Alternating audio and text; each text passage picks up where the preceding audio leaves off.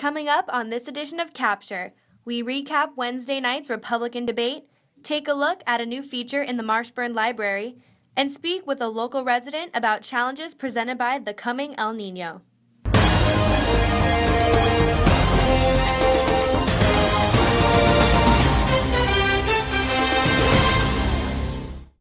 Hello and welcome to Capture. I'm Caitlin Slater.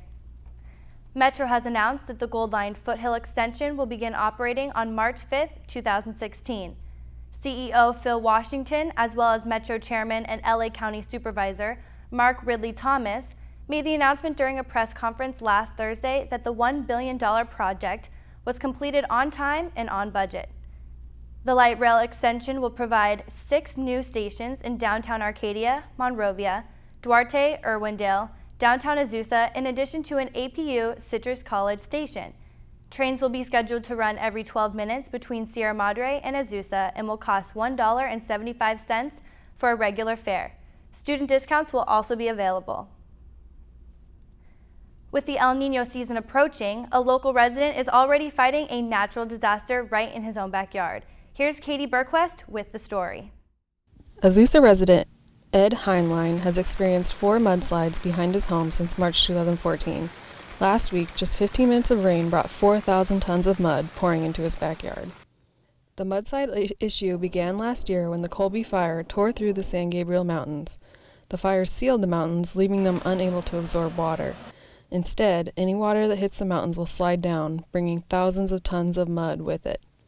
Heinlein has spent $100,000 to protect his house, including reinforcement walls and security cameras to watch for mudslides. This is no man's land. This should be a drainage ditch. So we're just trying to take the family. We've packed up. I'm moving out my wife, my daughter, and their grandson. It's just not safe to be here because some of these flash floods are coming in 10 and 12 and 15 minutes. You're getting huge amount of mud, which will, even though we can hold 20,000 tons back, there are hundreds of thousands of tons of mountain that can come down behind us here in minutes. The city of Azusa distributed sandbags to residents in early October and prepared a checklist for property preparedness. The list includes checking drains and gutters for debris, inspecting retaining walls, roofs, and storm drains. Where we stand now, we're looking at what may be the worst disaster in the history of America. That may sound not likely, but from here for 30 miles, all these mountains have burned all the way to the Grapevine, which recently they had mudslides there, all the way to San Bernardino. So if we have 5 or 6 or 7 inches of rain, which we could with this report, we will see more mud and material coming down in this area because of these mountains than anywhere. Thank you, Katie. And now on to election news. The third Republican debate of the 2016 presidential race took place last night on CNBC. CNN named Florida Senator Marco Rubio as the evening's victor, with Ted Cruz and Jersey Governor Chris Christie following close behind. According to NPR, Donald Trump and Ben Carson, who are leading in the polls, largely faded into the background of the night, with Mike Huckabee and former Kentucky Senator Rand Paul also failing to gain any major traction. Across social media, the biggest criticism of the evening came on behalf of the debate moderators, with many saying that questions were both inadequate and even unnecessary.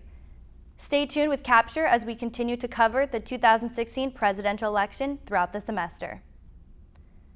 The Republican Representative Paul Ryan was elected House Speaker this morning, following the recent and sudden announcement of John Boehner's resignation.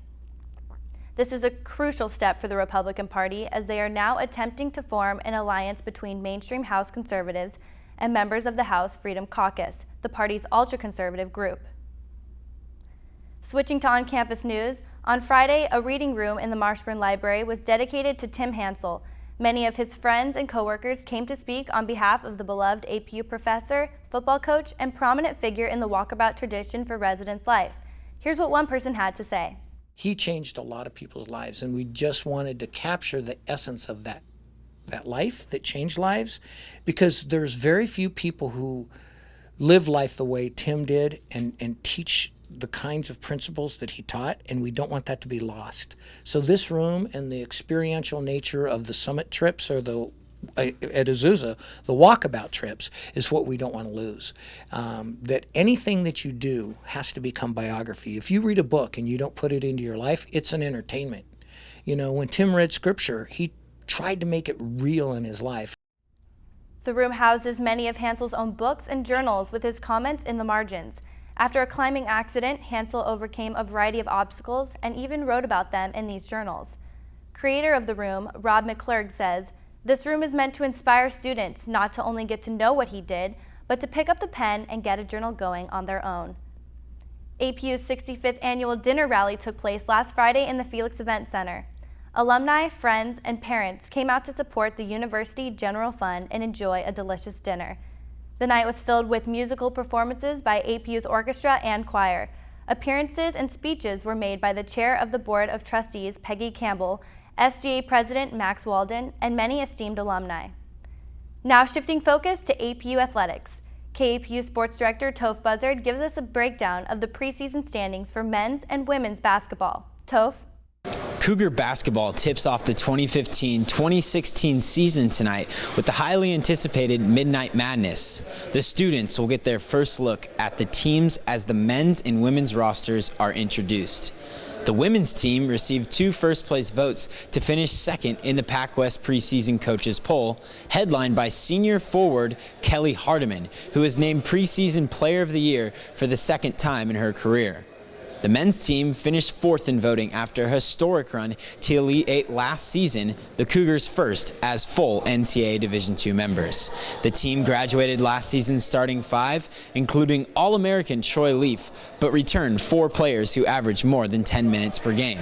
The women open up at Cal Poly Pomona on November 13th, and the men host Notre Dame Day Namur that same night.